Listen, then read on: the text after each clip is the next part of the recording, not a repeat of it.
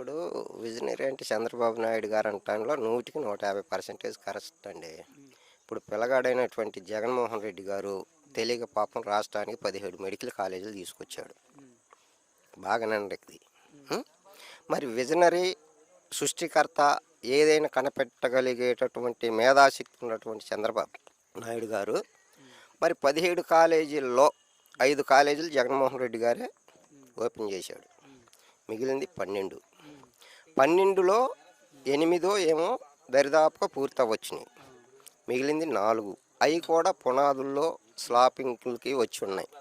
మరి వాటిని విజనరీ ఉండబట్టే కదా ఒక పిపి అనేదో తీసుకొచ్చి భజంత్రీలు వాదిస్తా ప్రైవేట్ పరం చేయాలని అనుకునేటటువంటి వ్యక్తి అంటే విజనరీ ఉండట్టే కదా.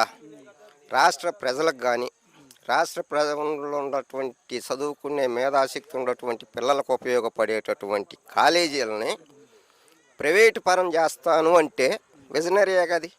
అందరికీ ఉంటుందా? అందరి వల్ల అవుద్దా? ఒక్క చంద్రబాబు నాయుడు గారికే చెల్లుద్ది, అతనికే అలాంటి థాట్స్ వస్తాయి.